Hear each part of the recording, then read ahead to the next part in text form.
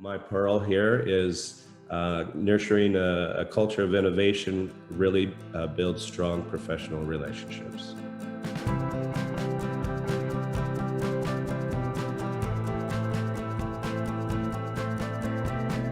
Good morning, everyone. Hi, I'm Klinkhammer. I'm an American. I've been teaching overseas or working overseas since 2005.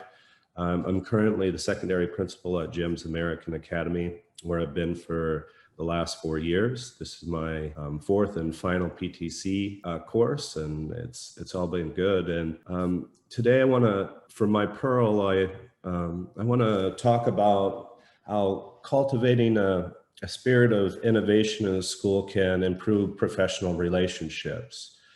And I want to talk quickly what some of these things mean. When I say innovation, I'm talking about, so for example, one of the things that we've used it for is standards-based grading. We didn't invent standards-based grading, of course, but anyone who's done that work and has applied it knows that at each school it's unique and there's a lot of choices that are made. And this is what I'm talking about in terms of innovation, of having one or two teachers sort of pilot some of these, whether it's project-based learning or CAS for all, or service learning ideas.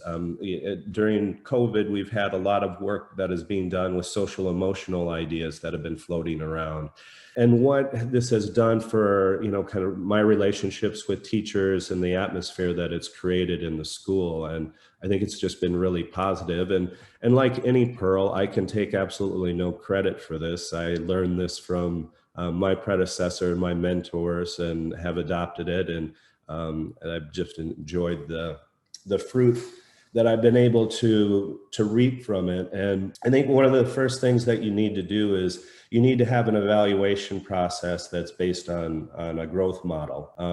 This can help identify those teachers who have the potential. I think of it as an extension activity for teachers, right? When you see someone who's mastered the standard and the teacher standard, then you want to challenge them and keep them engaged. And I think, doing something an initiative that you're thinking about with your school is an excellent way of doing this. And, what it does here, and I think about all the articles that we've been reading, is it creates expertise amongst the teacher and the staff, so that as a leader, I'm not the holder of all knowledge. I think we've read enough of these articles that kind of talks about, if you really want an effective school, you need to empower your teachers, and it certainly does that.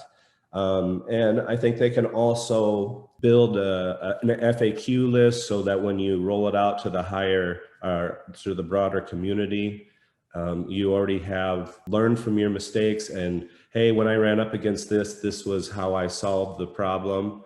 And then, the other thing is, as we know with change, it's the first step. When you have someone that has already done some of the hard work, it's moved that change mechanism forward already. And I think that's always something as leaders that we're looking to do, to a catalyst to get change going and be impactful on our school community. And so these are some of the characteristics that I've seen within my school.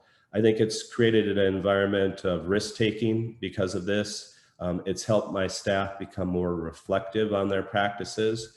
I think it's given them initiative, and probably one of the more important things here, because we've all had to live through this past year, it makes people adaptable. And that, I think, is really powerful and builds confidence. And like I said, from a personal standpoint, teachers that I've worked with and have helped had do some of these initiatives and take the lead on this, those are the strongest relationships that I've had.